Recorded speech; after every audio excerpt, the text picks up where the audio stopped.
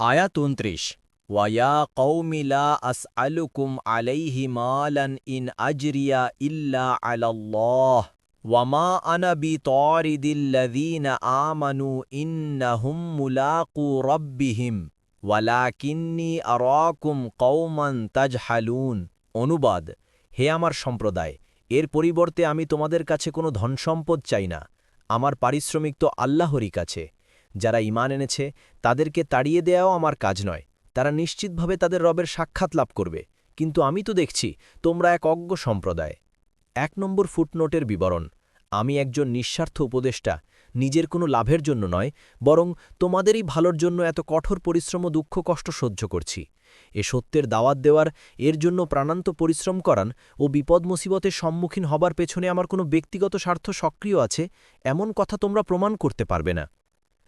২ নম্বর ফুটনোটের বিবরণ: অর্থাৎ তাদের রবই তাদের মর্যাদা সম্পর্কে ভালোভাবে অবগত আছেন। তার সামনে যাওয়ার পরই তাদের সবকিছু প্রকাশিত হবে। তারা যদি সত্যিকার মহামূল্যবান রত্ন হয়ে থাকে, তাহলে তোমাদের ছুঁড়ে ফেলার কারণে তারা তুচ্ছ মূল্যহীন পাথরে পরিণত হয়ে যাবে না। আর যদি মূল্যহীন পাথরই হয়ে থাকে, তাহলে তাদের মালিকের ইচ্ছা, তিনি তাদেরকে যেখানে চান ছুঁড়ে ফেলতে পারেন। মোট কথা, এ আয়াতে কওমের লোকদের মূর্খতাপ্রসূত ধ্যানধারণা খণ্ডন করার জন্য প্রথমত বলা হয়েছে যে কারো ধনসম্পদের প্রতি নবী রাসূলগণ দৃষ্টিপাত করেন না। তারা নিজেদের খেদমত ও তালিমের বিনিময় কারো থেকে কোনো পারিশ্রমিক গ্রহণ করেন না। তাদের প্রতিদান একমাত্র আল্লাহ তাআলারই দায়িত্বে। কাজেই তাদের দৃষ্টিতে ধনী দরিদ্র এক সমান। তোমরা এমন অহেতুক আশঙ্কা পোষণ করো না যে আমরা ধনসম্পদশালীরা যদি ঈমান আনয়ন করি, তবে হয়তো আমাদের বিত্ত সম্পদে ভাগ বসানো হবে। দ্বিতীয়ত, তাদের জানিয়ে দেয়া হয়েছে যে তোমরা ঈমান আনার পূর্বশর্ত হিসেবে চাপ সৃষ্টি করছ যেন আমি দরিদ্র ঈমানদারগণকে তাড়িয়ে দেই, কিন্তু আমার দ্বারা তা কখনও সম্ভবপর নয়। কারণ আর্থিক দিক থেকে তারা দরিদ্র হলেও আল্লাহর দরবারে তাদের প্রবেশাধিকার উচ্চ মর্যাদা রয়েছে। এমন লোকদেরকে তাড়িয়ে দেয়া অন্যায় ও অসঙ্গত।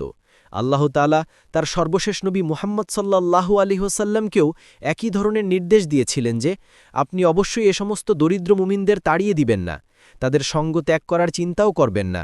দেখুন সূরা আল আনাম আয়াত ৫২ ও আল কাহাফ আয়াত ২৮। আল্লাহ তাআলা মূলত দরিদ্র মুমিনদেরকে ঈমান আনার তাওফিক দেওয়ার মাধ্যমে পরীক্ষা করতে চেয়েছিলেন যে কারা তাদের আত্মম্ভরিতা ও অহংকার ত্যাগ করে হক কবুল করতে পারে, আর কারা তা না পেরে বলতে থাকে যে আল্লাহ কি তাদের মতো লোকদের ছাড়া আর কাউকে দেখলেন না। মহান আল্লাহ বলেন, আমি এভাবে এক দলকে অন্য দল দ্বারা পরীক্ষা করেছি, যেন তারা বলে আমাদের মধ্যে কি এদের প্রতি আল্লাহ অনুগ্রহ করলেন? আল্লাহ কি কৃতজ্ঞ লোকদের সম্বন্ধে সবিশেষ অবহিত নন? সূরা আল আনাম আয়াত ৫৩।